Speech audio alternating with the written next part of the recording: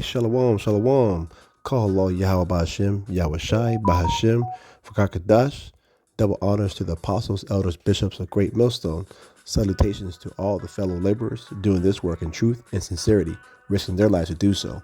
To the scattered elect across the four corners of the earth, among the heathen nations, and those that look like the heathen nations, known as the speckled birds, pursuant to Jeremiah 12 and 9. And to the Akim and Akwath, listening and learning, I say Shalom. I am disciple Pariam, a follower of Great Millstone, coming to you with a lesson in truth and sincerity.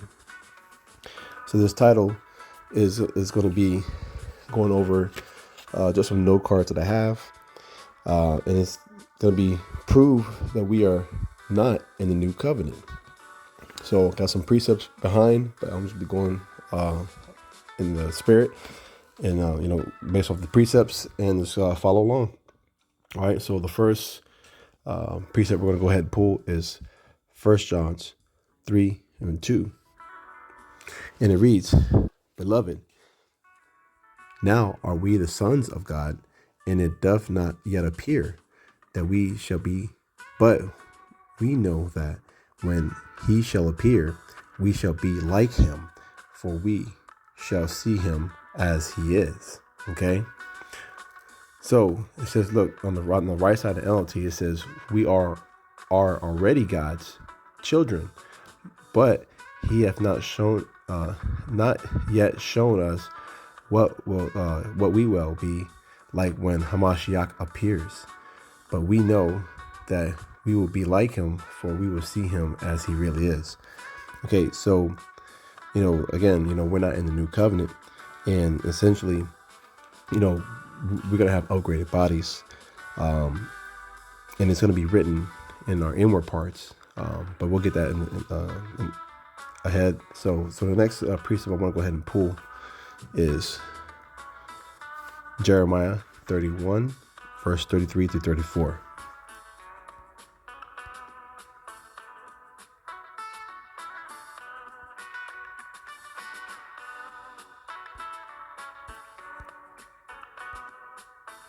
Nope.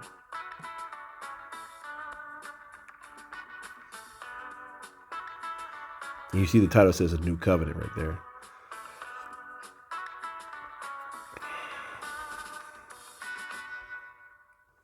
All right. So it's Jeremiah 31 and 33. It says, But this shall be the covenant that I will make with the house of Israel. After those days, saith the Lord, I will put my law in their inward parts and write it in their hearts, and we will be their power. All right. And they shall be my people. All right. That's lucky. I misspoke. And will be their God, and they shall be my people. Okay. Verse 34. And they shall teach no more every man his neighbor, and every man his brother, saying, Know the Lord, for they shall all know me, for the least of them unto the greatest of them, saith the Lord. For I will forgive their iniquity, and I will remember their sin no more. So essentially, we're not going to have to teach each other, all right, in the kingdom. Now, the heathen are going to have to learn, because, but it's going to be done in sincerity and righteousness, but they're going to have to, work the land.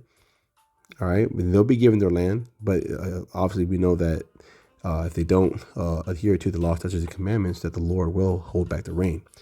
Okay. So, yeah. Next precept I want to go to is 1 Corinthians 2 and 9.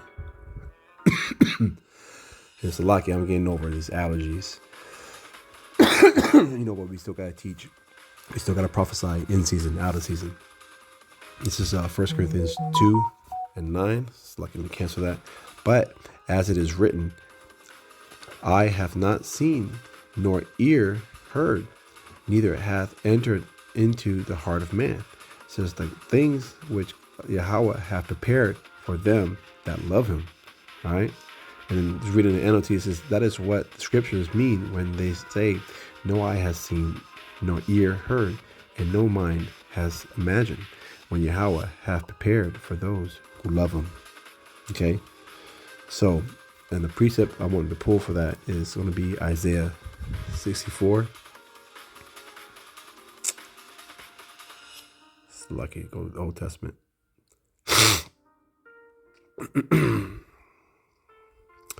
Isaiah 64:4. And it reads, For since the beginning of the world, men have not heard, nor perceived by the ear, neither hath the eye seen, O Yahweh, besides thee, what he hath prepared for him that waiteth for him. All right.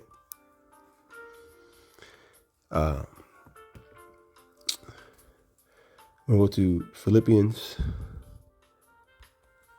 3, verse 21. It says, Who shall change our vile body, that it may be fashioned like unto his glorious body, according to the working whereby he is able even to subdue all things unto himself. And, the last precept we want to go ahead and get is kind of going into these bodies, okay? So this is going to be 1 Corinthians, Laki. It's to be 1 Corinthians 15 and verse 40. And that they have a couple more precepts within that the same chapter. So this is 1 Corinthians 15 and 40, and it reads, There are also celestial bodies and bodies terrestrial, but the glory of the celestial is one, and the glory of the terrestrial is another. Okay, so we know that these are going to be we are in these fleshly bodies. Okay, and these fleshly bodies are the terrestrial, but we will be given these celestial bodies. Okay, let's go to verse 44. And we'll read 44 to 46 and then finish off with verse 49. So it is sown a natural body, it is raised a spiritual body. That there is a natural body and there is a spiritual body. Verse 45. And so it is written, the first man, Adam, was made a living soul, and the last Adam was made a quickening spirit, and that's Yahweh Shai. Verse 46 says, Howbeit that was not first which is spiritual, but that which is natural, and afterward that which is spiritual, because that's how he came. He came as a lamb, and he's going to come back as a roaring lion, and in the spiritual body. Okay. Finishing off at verse 49, it says, And as we have borne the image of the earthy, we shall also bear the image of the heavenly. So I pray that this lesson was edifying. I want to say, Baba Kwam Yasha Allah, Shalom.